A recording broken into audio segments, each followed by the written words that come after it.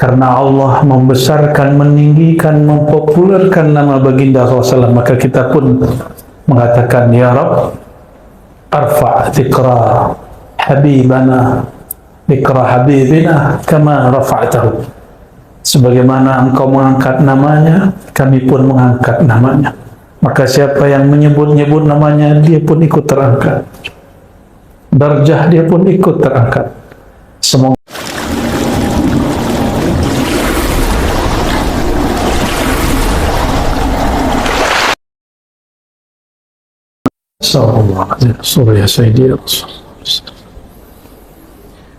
Assalamualaikum warahmatullahi wabarakatuh.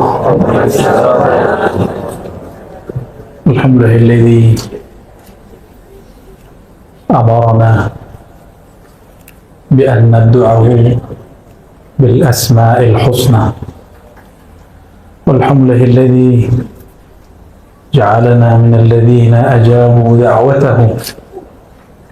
Walhamdulillahilladzi ja'alana min ummati sayyidil wujud sayyidil kaunain sayyidina Muhammad. Asyhadu an la ilaha illallah, asyhadu anna Muhammadan abduhu wa rasuluh. Allahumma shalli wa sallim wa barik ala hadzal nabiyil karim. Amma ba'du, Allahumma iftah lana ya fattah futuhul arifin wa 'allimna ya 'alim ilman yanfa'una. Amin ya rabbal alamin. Saudara yang melakukan Allah, puji syukur kehadiratnya karena ia masih mengizinkan namanya mengalir pada lidah kita yang penuh dosa. Alhamdulillah, Allah masih izinkan nama kekasihnya kita ulang-ulang, kita jadikan sebagai wirid, dan itu tiadalah mudah bagi orang-orang kecuali yang Allah bukakan mata hatinya. Maka tiadalah yang diangkat di muka bumi ini kecuali orang yang menyebut namanya, orang yang mencintai namanya, orang yang mewarisi ilmunya. Itulah makna dari surat Alam Nashrah, wa rafa'na laka dzikrak. Dan kami mengangkat bagi engkau, hai Muhammad, zikraka. Zikraka secara harfiah berarti sebutanmu, namamu. Maka bagi ahli ma'rifat yang mengerti dan menjamah antara ilmu yang zahir dan batin, syariat dan hakikat, mereka memaknai zikraka, maka di situ ada zakiruka, orang yang menyebut-nyebutmu juga diangkat.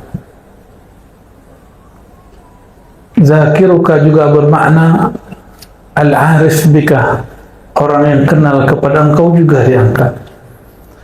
Maka jika bersolawat, berceramah, berdakwah, jangan berniat viral, jadi orang yang populer, ya, famous, ya, masyhur. Nah, niat kita hanya karena Allah membesarkan, meninggikan, mempopulerkan nama baginda SAW, maka kita pun mengatakan, ya Rabb, arfa' dzikra habibana, dzikra habibina kama rafa'tahu.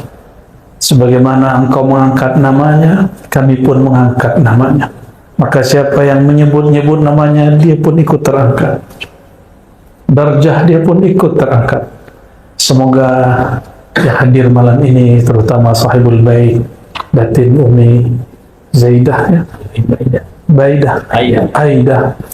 Semoga beliau dan keluarga dan yang berhadir semua Allah tambahkan nurullah, nur Muhammad SAW.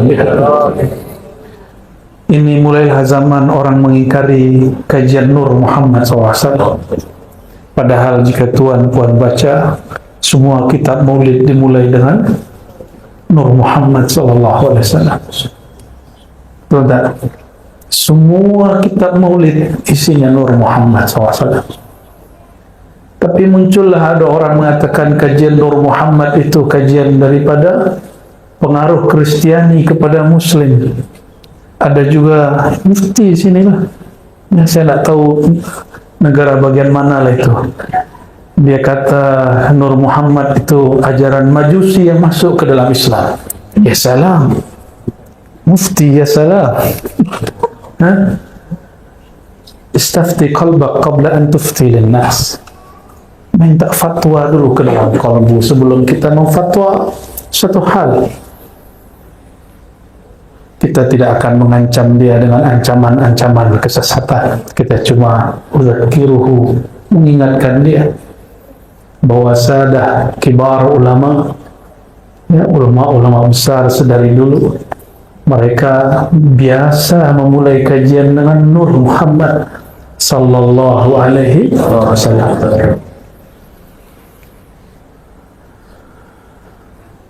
Tapi saya tidak mau bahas Nur Muhammad lah, ramai lagi, ya. Karena di sini baca Ratibul Attas dan Al-Asmaul Husna. Saya ambillah bagian Al-Asmaul Husna. Kalau Ratibul Attas mungkin para sahabat yang berhak membahasnya, walaupun kita memiliki sanad dan ijazahnya. Tapi tarekat saya bukan tarekat Ba'alawiyah, namun saya dapat ijazah mengamalkan wirid-wirid dan auratnya, ya, namun suluknya bukan suluk Ba'alawi. Ma'ahtiramina bihim, meskipun saya sangat hormat dengan sahadah Ba'alawiyah. Kenapa? Kullu Ba'alawi syazili, setiap Ba'alawi syazili, dan amalan harian kami syazili. Suluk khalwat kami Naqsyabandi, kajian hakikat kami Syatari, mahabbah kami Ba'alawi. Alhamdulillah Rabbil Alamin. Zikir anfas kami Samani. Ya, kalau dilanjut masih banyak itu. Ya. Al-Asmaul Husna. Tuan puan, senangkah dipanggil dengan nama yang bagus? Senang? Senang dipanggil dengan nama yang indah, yang elok? Atau dipanggil dengan nama yang buruk? Mau? Tak nak? Tiada orang yang suka dipanggil dengan nama yang buruk. Walillahil mathalul a'la, dan milik bagi Allah lah perumpamaan yang lebih tinggi, lebih luhur. Jika engkau saja tiada suka dipanggil dengan nama yang biasa, engkau suka dipanggil dengan nama yang luar biasa, nama yang indah dan elok, itu adalah sifat Allah yang Allah pantulkan, percikkan ke dalam dirimu.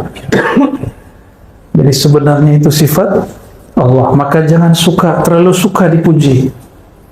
Pulangkan pujian kepada yang maha terpuji. Inilah makna alhamdulillah rabbil alamin. Kapan kita boleh terima pujian?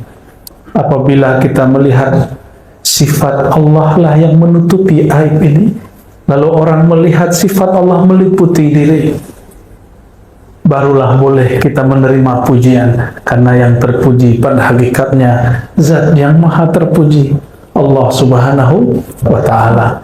Dan inilah syukur kita sebagai umat Nabi yang terpuji, Nabi Muhammad SAW. Betapa bingung dan hairannya orang-orang kafir Quraisy, Abu Lahab, Abu Jahal, hendak mencaci, tapi orang yang dicaci namanya orang yang terpuji. Muhammad, apa artinya? Orang yang terpuji. Bagaimana mungkin orang yang sangat terpuji dicaci maki? Oleh karenanya mereka tidak berhasil mencaci maki Sayyidina Muhammad SAW. Maka mereka menuduh Sayyidina Muhammad SAW sahirun majnun, penyihir. Tidak puas, sebut lagi majnun, gila. Itulah ya nafsu orang-orang kafir Quraisy. Dan saya bukan memberi ancaman kepada kita, hanya menakut-nakuti diri supaya siap sedia. Siapa saja yang mewarisi nur al-Muhammadi sallallahu alaihi wasallam, nur ilmu baginda sallallahu alaihi wasallam, maka ia akan juga dicaci. Ia juga akan dituduh sebagai penyihir lagi, gila. Ya. Mungkin Datin Umi ini sudah dituduh gila juga. Gila habaib, gila ulama, tersesat sudahnya. Kawan-kawannya mungkin mengira dia sudah gila. Nah. Tapi Tapi terserahlah mereka, ya, biarlah kafilah tetap berlalu dan anjing tetap, ya, menggonggong tuh. Allahumma sholli ala sayyidina Muhammad. Walillahil asmaul husna fad'uuhu biha. Maka milik Allah lah nama yang indah, nama yang elok. Maka semua nama terbaik berpulang kepada Allah Subhanahu wa ta'ala. Fad'uuhu biha, maka panggillah Allah dengannya. Apabila saya ni kepada Ustaz, saya panggil hoi, pasti Ustaz tidak mau melirik, betul tak? Hei, pasti tidak mau melirik, karena Ustaz punya nama, punya gelar. Minimal saya panggil Ustaz, ya. Kalau tak tahu nama, panggillah Ustaz, jangan panggil hoi. Hei fulan, tidak. Kita pun tidak suka dipanggil bukan dengan nama, apalagi Allah Subhanahu wa ta'ala. Tapi baiknya Allah itu, Ia menyimpan namanya bahkan dalam satu huruf. Huruf yang paling ringkas tentang nama Allah adalah Hu. Maka kul huwallahu ahad. Biasanya apabila kita menyebut dia dalam bahasa Melayu lain dengan huwa dalam bahasa Arab. Karena dia dalam bahasa Melayu khusus untuk orang ketiga, orang yang gaib, orang yang hari ini sahabat kita tidak hadir, lalu kita sebut dia. Betul tak? Tapi kalau menyebut Allahu, itu menunjukkan tanzih, mensucikan Allah dari semua fikiran-fikiran. Maka maknahu mencakup semua sifat 20. Orang kalau faham, belajar sifat 20, ada di sini majelis kajian sifat 20. Wajib ada, kita Ahlus Sunnah wal Jamaah. Salah satu simbol kita adalah mengkaji sifat Allah yang 20. Bukanlah Allah itu bersifat hanya 20, tapi karena akal ini terbatas, ulama meringkasnya menjadi 20. Dari 20 orang akan faham bahwa sifat Allah Tabaraka wa Ta'ala tak terhingga. Apabila kita berkenalan dengan seseorang ta'aruf, pertama yang ditanya bukan sifat dan tempat tinggalnya, di mana duduknya. Pertama yang ditanya adalah apa namanya.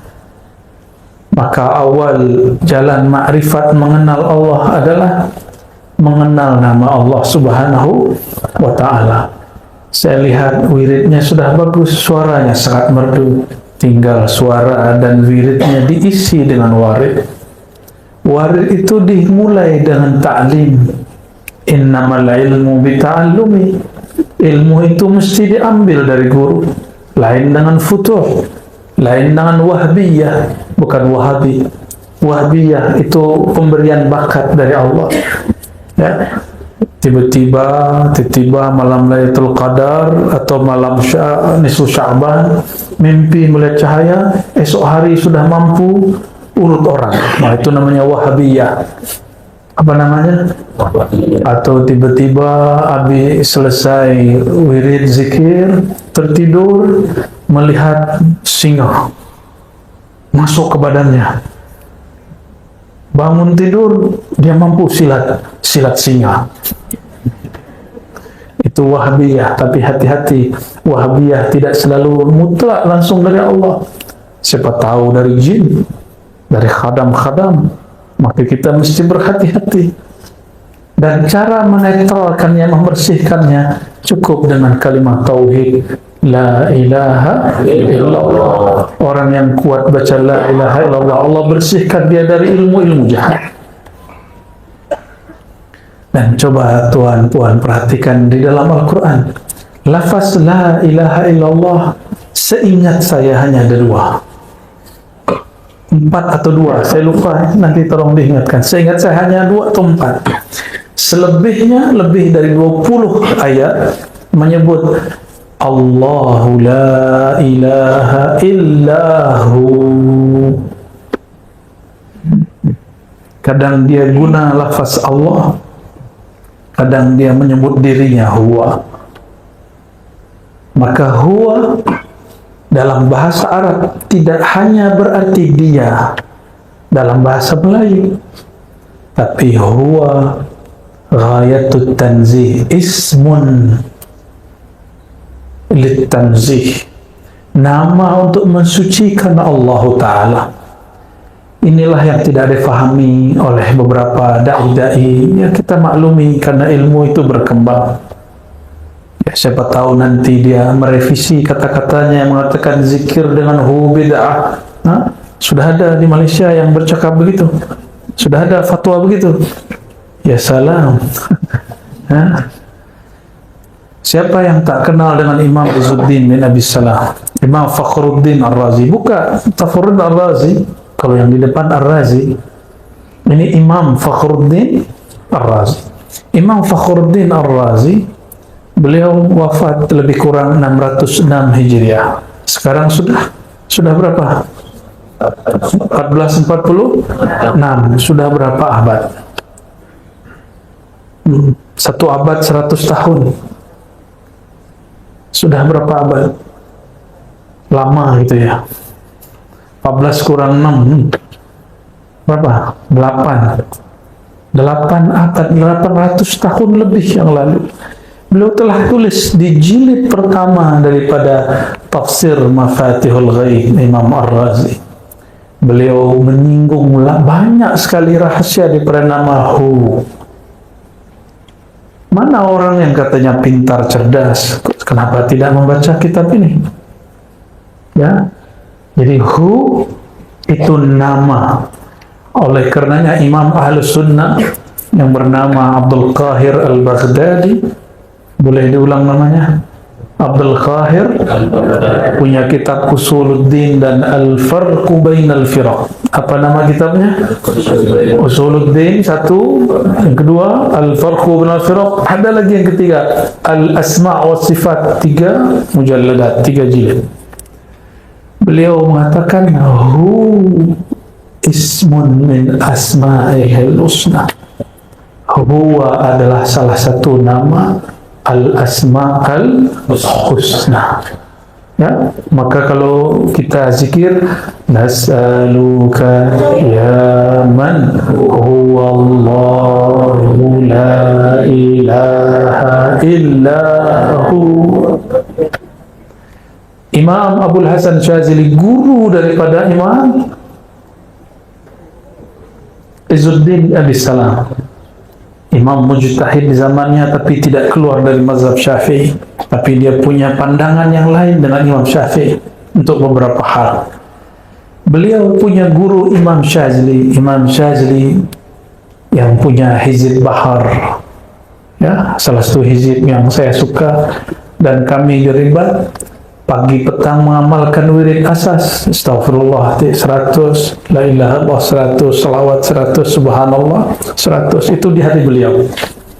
Imam Syazili, salah satu doa asma al-ismul a'azam, nama yang agung yang jika kita memohon dengan nama itu adalah hu. Maka beliau berdoa ya hu, ya hu, wahai yang menyebut dirinya huwa. Waw itu waw zaidah, pada dasarnya hanya hu. Waw itu tambahan dalam bahasa Arab. Jadi al-aslu fihi hu, bila waw. Ada hu tanpa nyebut waw. Kul huwa, huwa Allah, karena dia disambung maka dibaca huwa Allah. Tapi jika dia diwakafkan Allahu la ilaha illahu, betul tak? Begitu cara bacanya. Sahih? Ada matnya, ya? Maka apabila tuan-puan ambil talqin zikir dari ahlinya, salah satu talqin zikir itulah talqin zikir dengan surat Qul huwallahu ahad. Qul hu Allah. Jika dilakukan dengan teknik yang benar, kaifiat yang sahih, dia akan membuat wajilat qulubuhum. Jika disebut namanya, bergetarlah hati. Ya. Jika disebut nama Allah, bergetar hati.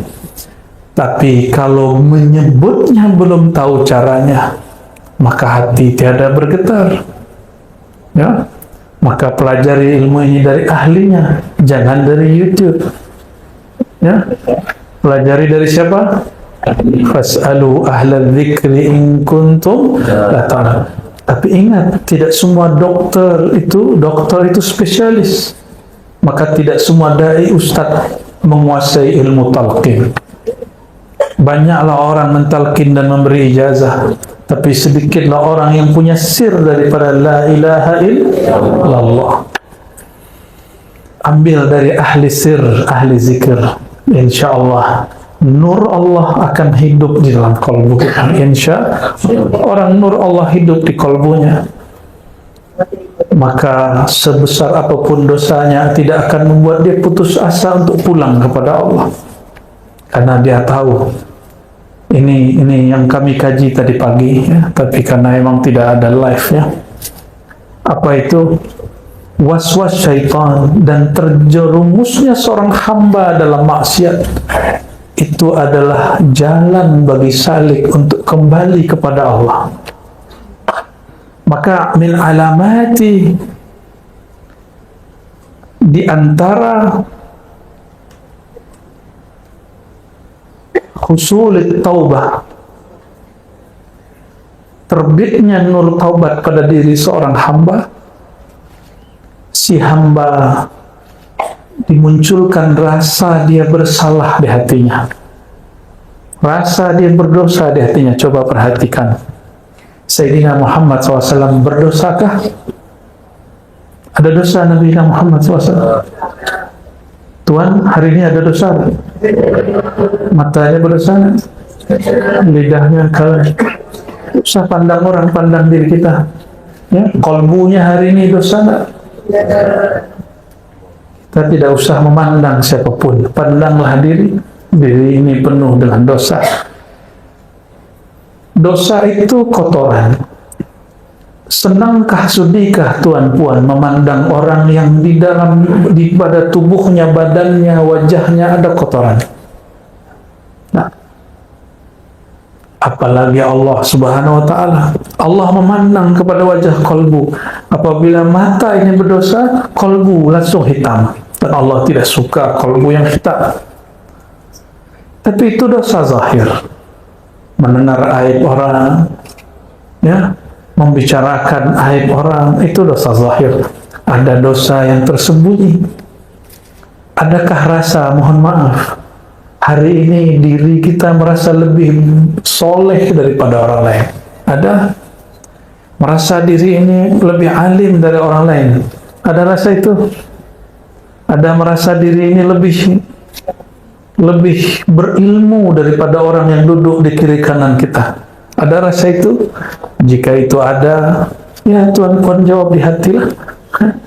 Jika itu ada, itu dosa lebih besar dari dosa memandang yang haram. Hari ini kawan kita, sahabat kita mendapat rezeki dari Allah. Ada rezeki materi, uang kah, duit kah? Ada rezeki imateri, ya, mungkin populariti, mungkin dia disukai orang, dipuji orang, mungkin dia dapat ilmu. Ini rezeki juga. Maka setiap orang yang dapat rezeki pasti ada yang iri dan dengki. Adakah kita hari ini iri dengki kepada seseorang? Iri dengki itu menginginkan dapat nikmat yang Allah berikan kepada sahabat kita, saudara kita, dan kita ingin dia tidak dapat. Itu namanya iri dengki. Tapi ada iri yang positif. Kita menginginkan nikmat yang didapat saudara kita, tapi dia tetap mendapat nikmat tanpa perlu dia hancur dan binasa. Nah, itu boleh, ya. Maka dosa itu ada dua, dosa zahir, dosa batin. Tahukah saudara yang pertama kali iri dengki siapa? Iblis. Yang pertama kali sombong siapa? Iblis. Maka siapa yang merasa dirinya lebih, siapa yang iri dengki kepada orang, dia sudah mengambil sifat-sifat iblis. Dan ini wajib kita bertobat padanya. Maka apabila setiap Bani Adam memang berdosa, namun tidak semua Bani Adam merasa berdosa. Sayyidina Muhammad SAW dan semua para Nabi berdosakah? Nabi Muhammad punya dosa? Betul. Betul, sahih. Ya. Kecuali Ibnu Taimiyah, Imam Salafi Wahabi, mengatakan para Nabi berdosa dosa kecil. Ini Ibnu Taimiyah, ya, yang disebut oleh kelompok Salafiyah Syekhul Islam. Dia tanggung jawab dia di hadapan Allah nanti. Ya, kita tidak ada urusan. Dalam akidah Ahlussunnah yang kita anut, para Nabi, terutama Nabi Muhammad SAW, tiadalah ia berdosa. Disebut maksum. Ada namanya maksum. Maksumah, ada punya nama maksumah? Ada, maksum. Ada. Siapa? Suaminya? Arwah. Allahumma salli ala Sayyidina Muhammad. Nabiina Muhammad SAW. Perhatikan, ada muhim. Ini penting sekali. Nabi kita tidak berdosa, tapi ia merasa berdosa. Saya, kita, tuan-puan hari ini, kita pasti berdosa, tapi kita tidak merasa berdosa. Betul ya? Para Nabi alaihimussalatu wassalam memandang dirinya jika melanggar satu adab, maka dia sampai dia wafat dia bertobat kepada Allah Subhanahu wa taala. Sayyidina Ibrahim, dia berbohong 3 kali untuk kebaikan. Sampai nanti di akhirat orang minta syafaatnya, apa kata beliau? Duhai umatku, bukankah aku ini Nabi yang berdosa 3 kali berdosa, 3 kali berbohong? Itu para Nabi. Para Nabi, dia berbuat sesuatu dan dia merasa bersalah di dalamnya. Maka semua para Nabi tawabin. Semua Nabi itu ahli taubat. Ingin merasakan nikmat bertuhan, ingin merasakan nikmatnya zikrullah, benar-benarkan, betul-betulkan taubatnya. Apakah kita senang masuk ruangan tapi ruangannya kotor? Masuk masjid surau, suraunya berdebu, apa namanya nih? Tikar apa? Karpetnya sudah kotor, ya, banyak debunya, banyak kotoran-kotoran di dalamnya. Nyamankah? Tidak. Para imam ahli zikrullah, mereka ijma', qalbul mu'min baitullah, rumah Allah, surau yang hakiki, masjid hakiki, bukan bangunan fisik itu. Karena bangunan fisik itu boleh diubah nanti jadi gereja. Seperti Hagia Sophia, sudah dari gereja jadi masjid, masjid jadi gereja, gereja jadi museum, museum jadi gereja, jadi masjid lagi. Kalau bangunan boleh diubah, tapi kolbu ini tidak boleh dirubah. Nah, maka ini yang disebut baitullah hakiki. Jika seseorang masuk ke dalam dirinya, di dalam dirinya masih ada noda mata, noda telinga, noda pandangan, pendengaran, noda lisan, noda tangan dan kaki, noda qalbu, maka ia tidak akan lama tahan zikrullah. Dia tidak akan lama tahan dalam baitullah yang ada dalam dirinya. Padahal Sayyidina Muhammad SAW mengatakan dalam hadis yang sahih, "Idza ra'aita ahadan," ya, jika engkau melihat seseorang ya, suka datang ke masjid, fashhad lahu bil iman, maka saksikanlah dia benar-benar beriman. Oleh Imam Ghazali dimaknai bukan saja datang ke masjid yang fisik, itu betul, itu zahir iman. Tapi iman yang sesungguhnya apabila seseorang dia betah, dia nyaman, dia senang masuk ke dalam Baitullah yang ada di dalam dirinya. Maka lihatlah orang-orang dia nyaman, dia suka lama-lama zikrullah. Dia sungguh menikmati lama-lama ketika berselawat.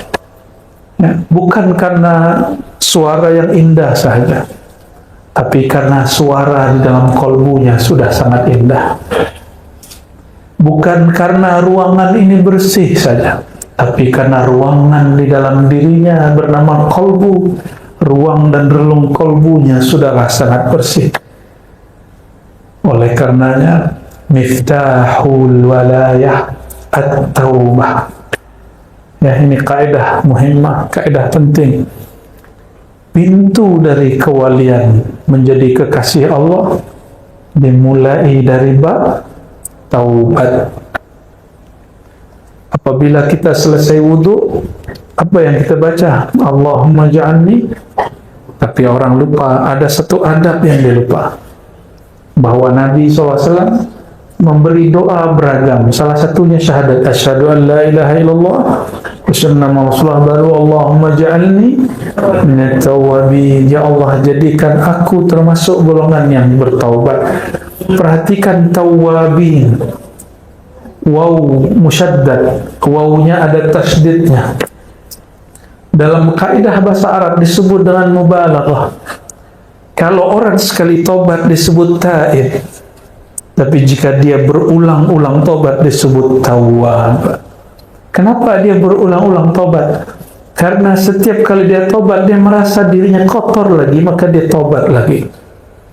Oleh karenanya ini saya bukan sedang menyuruh tuan-puan bermaksiat, tapi hendaklah kita selalu merasa punya maksiat, hendaklah kita selalu merasa punya dosa. Selesai zikir, selesai tobat, kita merasa lagi, ya Allah, hatiku masih ada maksiatnya, masih ada zulumat, kegelapannya. Oleh karenanya, ya, tiada seorang wali yang saya kenali kecuali amalan dia adalah zikir taubah. Zikir taubah, tidak ada timur, barat, Arab, tidak Arab, Habib, tidak Habib, mursyid, tidak mursyid. Wali itu tidak mesti mursyid. Boleh jadi dia masturi, tersembunyi dalam keramaian, ada yang tersembunyi dari keramaian. Amalan wajib mereka mandi taubat, zikir taubat, sholat taubat. Nah ini, jadi kenapa kalau zikir sama-sama kuat, tapi zikir sendiri tidak kuat? Karena zikir taubatnya belumlah sempurna. Ya. Allahumma salli ala Sayyidina Muhammad. Satu kali Sayyidatuna Rabi'atul Adawiyah, Sayyidat Sufiyah. Jadi Sufi, wali Allah tidak hanya laki, tapi juga ada wanita perempuan. Beliau sebagaimana diriwayatkan oleh Imam As-Suhrawardi dalam Awariful Ma'arif, apabila ia beristighfar, bertobat, dia berkalam. Kalam yang wali laki tidak pernah tahu kalimat itu, tapi dia tahu lafaz itu. Apa kata dia? Astaghfirullah fi istighfari. Aku mohon ampun kepada Allah, aku memohon maaf kepada Allah. Kenapa? Karena istighfarku tidak sungguh-sungguh. Orang jika sungguh-sungguh beristighfar, air matanya mengalir. Atau fi qalbihi an-nadam, di kolbunya ada rasa dia menyesal. Tapi selama ini kita istighfar baru menghitung Zawallah. Belum ada rasa yang ditumbuhkan, belum ada penyesalan yang dirasakan. Padahal Sayyidina Muhammad SAW mengatakan an-nadamu taubah, indikator seseorang diterima taubatnya dia ada penyesalan terhadap yang dia lakukan. Dan an-nadamu alamatuhu al-buka. Salah satu ciri dari orang yang menyesal, matanya berkaca-kaca menangis. Oleh karenanya, pelajari ilmu taubat. Tidak usah tinggi-tinggi ilmunya. Mau jadi kekasih Allah, baguskan taubatnya, baguskan istighfarnya. Bukan sekedar memperbanyak angkanya, tapi membaguskan makna saat membaca. Mulai malam ini saya berharap, jika berzikir, zikirlah yang kita faham. Jika sudah ada yang membaca zikir dipimpin guru, ustaz, pelajari apa yang dibaca ustaz. Jangan hanya seperti alat recording. Dia mampu merekam semua yang dia dengar, tapi dia tidak faham. Apa kata Allah SWT? Kal-himar yahmilu asfara. Hanya seperti, mohon maaf, keledai, himar yang mengangkut lembaran-lembaran ilmu, tapi dia tidak tahu apa yang dia bawa. Saudara-saudariku makan Allah, saya ini juga bukan orang suci. Setiap hari merasa di kolbu saya ada dosa, ada yang masuk, mau tidak mau masuk. Awalnya kita berputus asa, tapi ternyata para masyayikh mengatakan, idza aradallahu ay yarfa' 'abdahu, jika Allah hendak mengangkat seorang hambanya, arsala ilaihi syaitan fayuwaswisu alaihi, maka Allah Ta'ala mengirim syaitan, iblis, lalu memberi was-was kepada dirinya. Nah, ini kabar entah gembira, entah menyedihkan, ya. Ada was-waskah dalam pikiran? Seorang sahabat datang kepada baginda SAW, hadis Sahih Bukhari, ya Rasulullah, diriku was-was. Was-was, ada gangguan di pikiran, ragu, ada rasa takut, ada rasa cemas, ada rasa apakah Allah terima aku atau tidak. Ada perasaan-perasaan yang sepertinya kita tidak percaya diri di hadapan Allah SWT. Itu dia. Apa kata Nabi Muhammad SAW menanggapi sahabat yang bertanya ini? Jadi itu sudah ada sejak zaman baginda Nabi Muhammad SAW.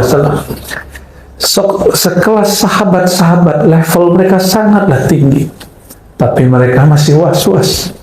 Apatah lagi kita di zaman yang penuh was-was. Baru buka YouTube, langsung kita yang tadinya tidak mau dapat was-was, malah mencari was-was itu. Itu tak? Ya. Katanya tidak mau dapat was-was, tapi kita malah membaca si was-was itu. Minal jinnati wan nas. Kalau was-was dari jin masuk secara gaib, tapi was-was yang zahir, inilah yang lebih berbahaya. Kita baca komennya, baca statusnya, baca kalam-kalamnya, mendengarkan podcastnya. Ya, kita yang mencari ulah, kita cari penyakit sendiri, lalu salahkan orang lain, bahkan menyalahkan Allah. Ya, Allahumma salli ala Sayyidina Muhammad. Maka mengambil ibrah dari Imam Abu Bakar Al-Banani tadi, dan juga Sayyidatul Sufiyah, penghulunya para sufi yang arifah billah, yaitu Sayyidatuna Rabi'atul Adawiyah. Istighfar kita wajib diistighfarkan. Istighfar kita wajib diistighfar. Kenapa? Kita tidak bersungguh-sungguh dalam beristighfar. Dan Sayyidina Suhawardi mengatakan, betapa banyak orang baca istighfar, lidahnya minta ampun, kolbunya tidak. Lidah minta ampun, kolbu tidak. Lidah mengaku, kolbu tidak. Na'udzubillah min dzalik. Hadis yang sering saya baca, innallaha yanzuru ila qulubikum, Allah yang ia tatap, bukanlah lidahmu, bukan suaramu, bukan tasbihmu. Yang dia tatap apa? Qalbumu. Ini bagian terakhir yang mau saya sampaikan. Kalau kita tidak bertemu orang yang kita suka, orang yang penting dalam hidup kita, jika nak jumpa, pastilah kita membaguskan pakaian yang dilihat. Kalau perlu, puan-puan ini berhias diri, ya, wajahnya pakai apa wajahnya? Pakai cat putih, pakai apa? Kosmetik, bedak, supaya apa? Jika ada kekurangan di wajah, ditutup supaya terlihat cantik. Jika laki-laki sebelum dia datang ke majelis, dia pakai cleanser ya, supaya terlihat mukanya tidak berminyak, supaya nanti terlihat handsome. Oleh siapa? Oleh orang yang di belakang sana. Padahal yang di belakang hanya melihat punggung dan kepala dia. Kenapa kita hendak berhias jika hendak berjumpa makhluk? Padahal Allah selalu mau jumpa dengan kita. Dan ada perjumpaan yang resmi, yaitu waktu kita salat. Ya, yazunnuna annahum mulaqu rabbihim. Salat itu perjumpaan yang resmi. Dan Allah yang ia tatap bukan wajah ini, yang ia tatap wajah qalbu. Wajjahtu wajhiya lilladzi fatara as-samawati wal ardh. Aku hadapkan wajah qalbuku kepada pencipta langit dan bumi, pencipta qalbu ini. Maka jika hendak bertemu Allah Ta'ala, bersihkan wajah qalbu, berilah hiasan yang layak baginya, sehingga Allah yang maha memandang suka dan senang memandangnya. Apa tanda Allah suka memandangnya? Kita pun senang memandang qalbu kita. Walladzi anzala as-sakinata fi qulubil mu'minin. Surat Al-Fat. Dialah yang menurunkan sakinah, rasa tenang, rasa nyaman kepada qalbu orang yang beriman. Turunnya ke dalam qalbu, bukan kepada wajah, bukan kepada otak. Awal kita kenal orang, kita pandang fisiknya, lama-lama kita pandang isi kepalanya, lama-lama kita pandang isi kalbunya. Betul tak?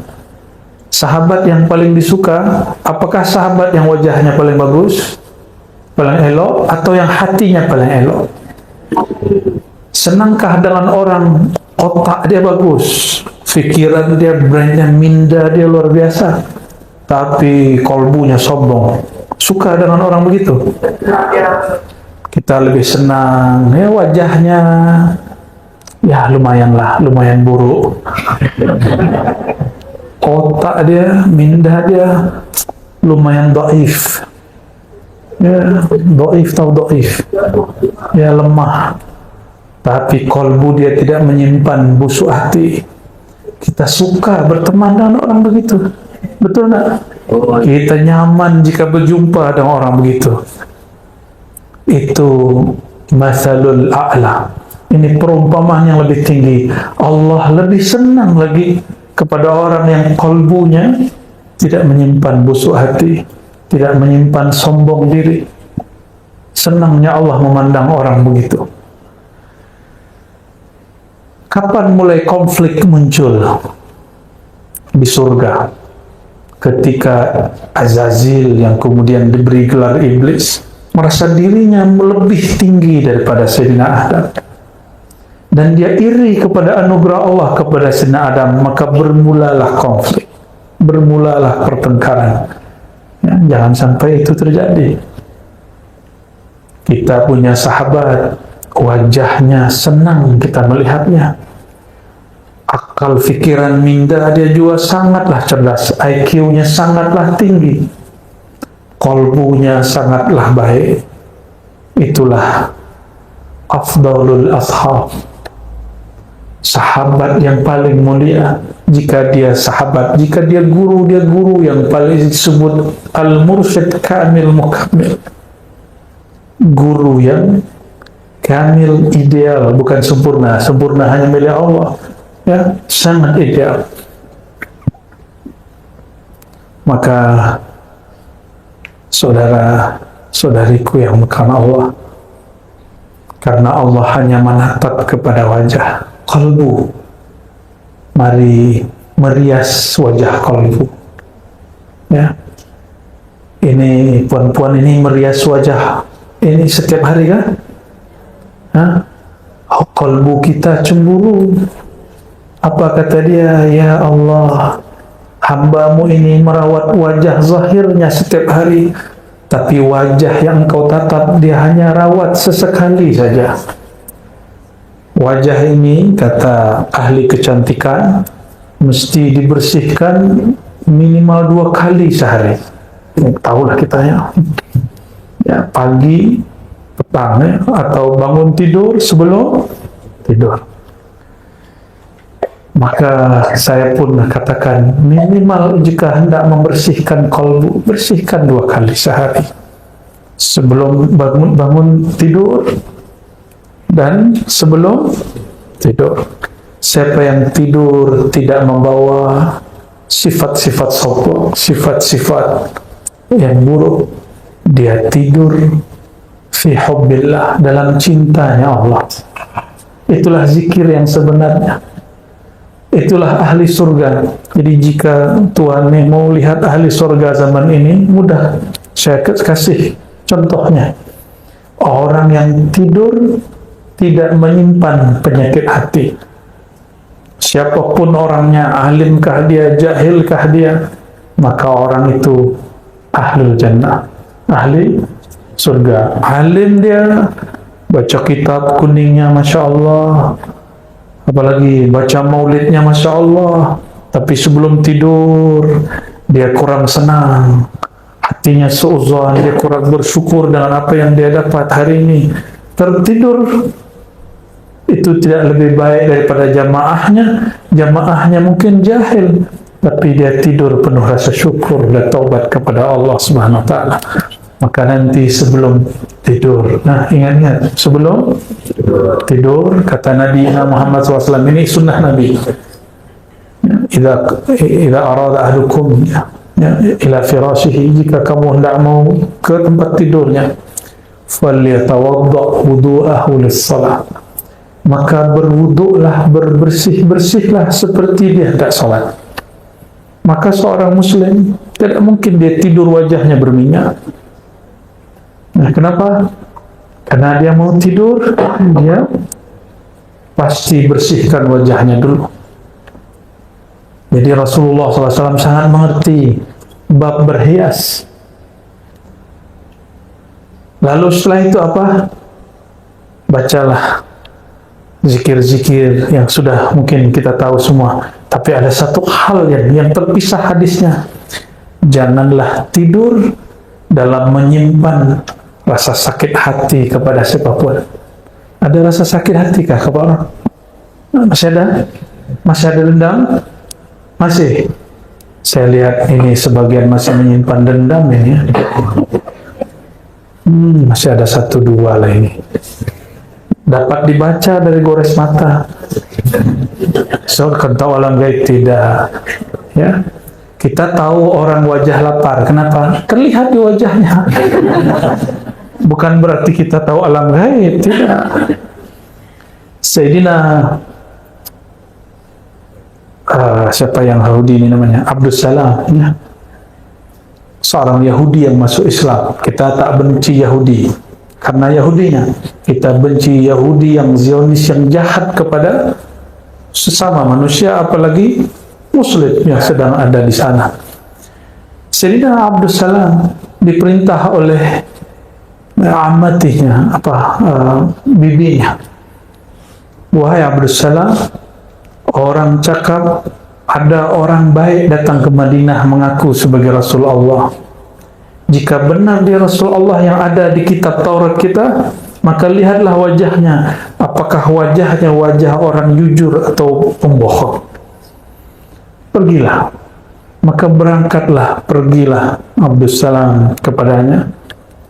saat semua orang Madinah menyambut baginda Nabi Muhammad sallallahu alaihi wasallam, maka dia tatap wajah Nabi, lalu dia pulang. Apa kata dia kepada bibinya? Wahai bibi, ma ra'aitu fihi wajhal kizab. Aku tidak melihat ada gores kebohongan, kedustaan pada wajahnya. Berarti ilmunya, dan ini namanya ilmu firasah yang kemudian dikumpulkan oleh Imam Fakhruddin Ar-Razi. Itu Imam Fakhruddin Ar-Razi lagi, Imam Ar-Razi lagi ya. Beliau kumpul satu buku judulnya Al-Firasah. Ini boleh dimumarasahkan. Sayangnya yang guna ilmu ini orang China, Feng Shui. Itu ilmu firasah, itu bukan khurafat. Di Sumatera, di Jawa, itu orang tua-tua dulu ada ilmu itu, tapi dikhurafatkan oleh Wahabi. Ya, padahal ilmu itu ada. Ya. Akhirnya orang-orang hari ini mengharamkan yang tidak haram, menganggap syirik yang tidak syirik. Ya, na'udzubillah min dzalik. Kembali kepada yang tadi, jika hendak tidur, setelah kita bersihkan yang zahir, bersihkan juga yang batin. Maka sebelum tidur pegang dadanya, katakan, ya Allah, jika ada di dalam hatiku rasa benci, rasa sakit hati, rasa bermusuhan, rasa sombong, rasa semua yang buruk-buruk, tolong Engkau angkat dan hapus ya Allah. Barulah baca Bismikallahumma. Coba nanti, dan hidupnya pasti bahagia. Mau tahu orang paling bahagia? Orang yang di dalam tidurnya tidak menyimpan dan tidak membawa satupun sifat-sifat yang buruk. Ya. Dan semoga Allah menulis kita fi diwanit tawabin, dalam daftar nama-nama ahli taubat. Wala yaqbiduna illa wa nahnu minhum. Dan jangan sampai kita dicabut ya Allah ya, dan kecuali kita dalam keadaan bertobat kepada Allah Subhanahu wa ta'ala. Lebih kurang itu ya. Semoga Allah Ta'ala menerima kita semua. Iqbalna ya tawwab, ij'alna minat tawwabin bihaqqi Sayyidina Muhammad Sayyidit Tawwabin. Astaghfiruka, nastaghfiruka fi istighfarina. Ikuti ya Allah, ya Allah, ya Allah, kami memohon ampun ya Allah, dosa mata kami ya Allah, memandang yang haram ya Allah, memandang hina orang lain ya Allah. Ampunkan dosa pandangan kami ya Allah, dosa pendengaran kami ya Allah, dosa lisan menyakiti sahabat kami ya Allah, dosa kolbu ya Allah, dosa sombong ya Allah, dosa angkuh ya Allah, dosa iri dengki ya Allah, dosa lalai mengingat Engkau ya Allah. Allahumma ya Allah, tahhir qulubana, bersihkan kalbu kami, bersihkan hati kami dari semua penyakit-penyakit hati, sembuhkan jiwa kami dari semua penyakit-penyakit kerohanian. Allahumma ya Allah, la taqbidna, jangan Engkau menjemput nyawa kami, illa wa naqulu la ilaha illallah, kecuali Engkau takdirkan kami membaca la ilaha illallah Muhammadur Rasulullah. Allahumma ja'alna minat tawabin, Allahumma ja'alna minat tawabin, Allahumma aktubna fi diwanit tawabin. Ya Allah, terima taubat kami, terima taubat kami, dan tulislah nama kami pada daftar nama orang-orang yang bertaubat. Amin ya rabbal alamin. Rabbana atina fid dunya hasanah wa fil akhirati hasanah wa qina adzabannar. Ikuti ya Allah, ya Allah, ya Allah, ya Tawwab, ya Tawwab, ya Tawwab, tub alaina bihaqqi نبينا محمد صلى الله عليه وسلم والحمد لله رب العالمين. الفاتحة.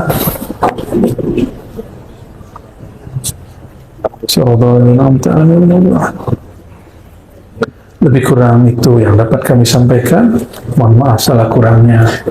Subhanakallahumma wa bihamdika asyhadu an la ilaha illa anta astaghfiruka wa atubu ilaik. Assalamualaikum warahmatullahi wabarakatuh. Ya.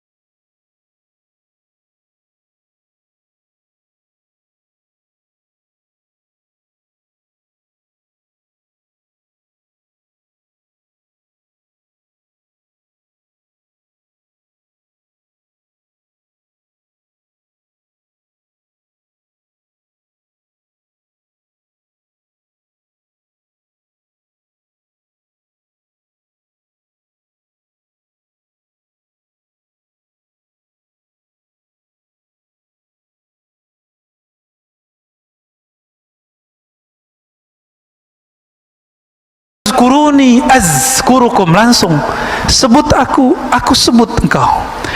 Dalam sebutanmu kepadaku, aku menyebutmu. Dalam sebutanmu kepadaku, aku memanggilmu. Jadi kapan Allah memanggil kita, Pak? Kalau kita memanggil Allah. Kapan? Saat kapan Allah ingat kita? Di saat kita ingat Allah. Duluan Dia. Allah kan qadim. Apa arti qadim? Huwal awwalu wal akhir. Dialah yang maha awal, tidak ada yang lebih awal darinya. Dialah yang maha akhir, tiada sesuatu kesudahan setelahnya. Jadi Bapak ini rahasia kita sebut. Kalau lagi zikir tuh Allah lagi manggil sebenarnya.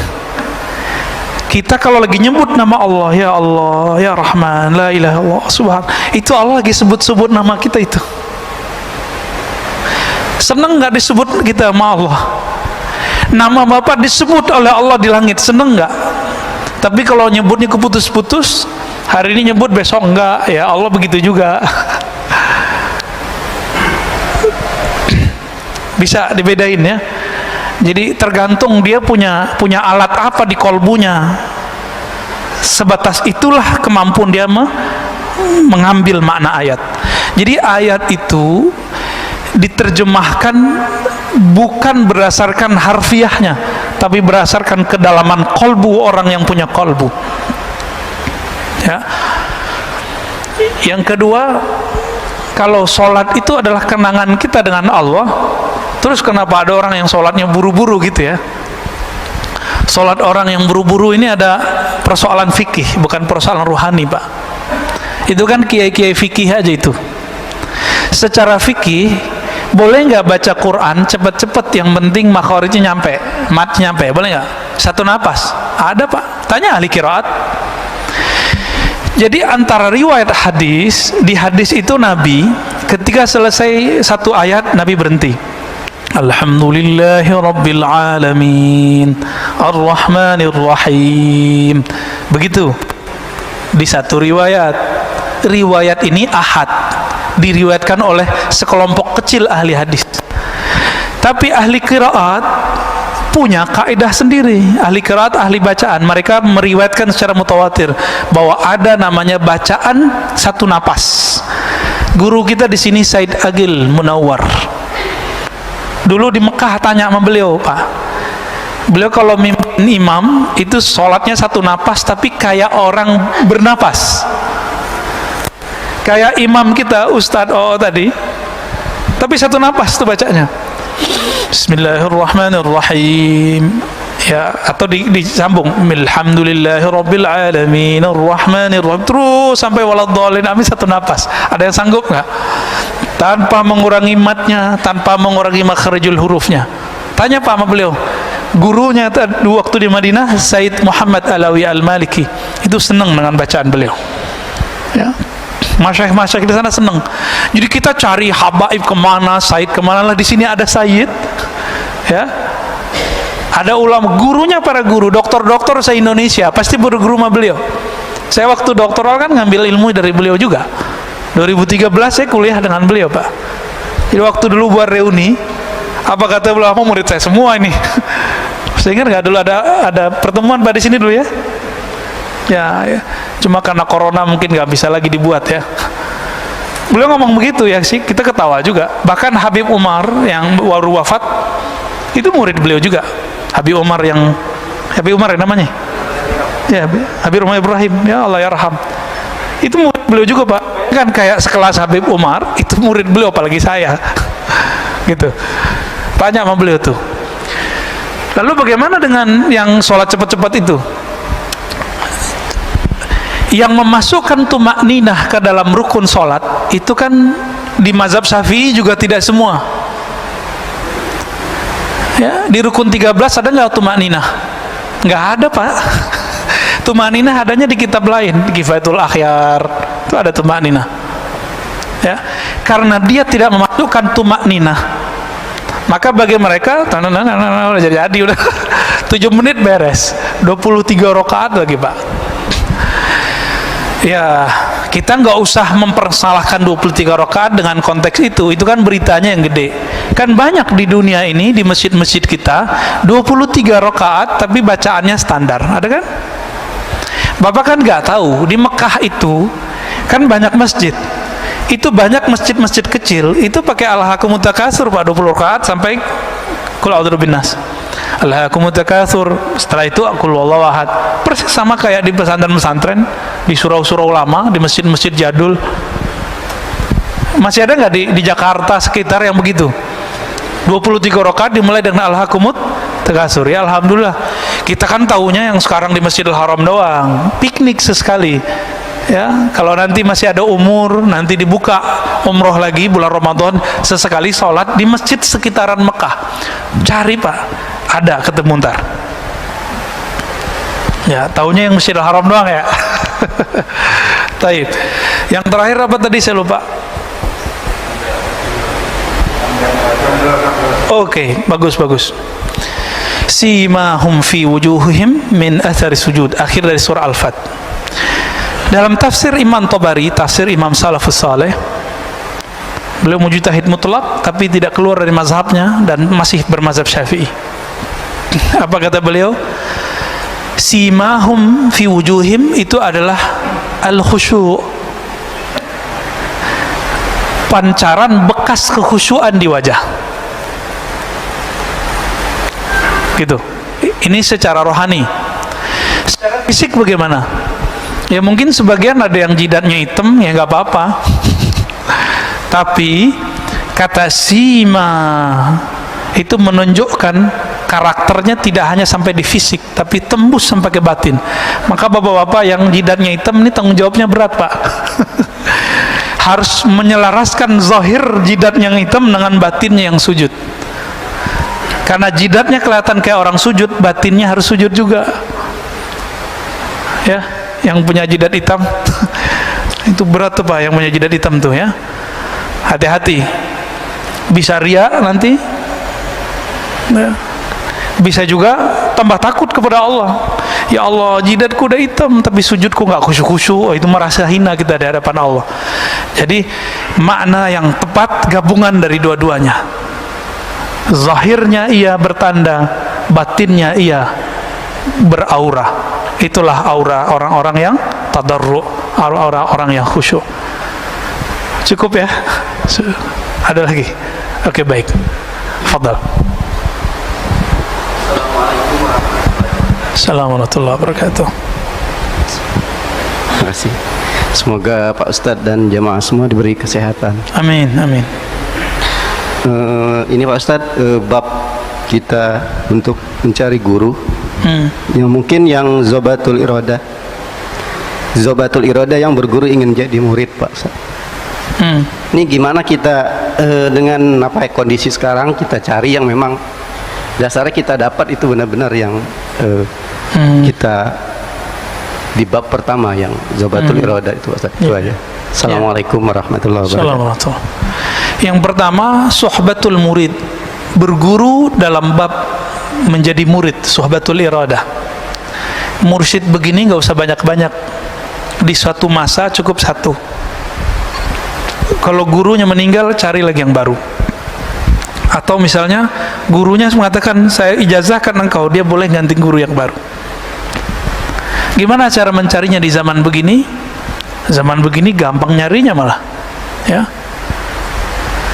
Tapi kalau ingin dengan cara rohani, temui guru rohani, sholat 2 rakaat setiap hari. Sholat apa itu? Sholat istikharah, sholat hajat. Ya Allah, bimbing aku bertemu, berguru kepada suhbatul murid, suhbatul iradah yang bisa menghantarkan aku ke hadiratmu. Gitu. Jadi harus pakai sholat Pak. Orang nikah aja pakai sholat istikharah, masa berguru?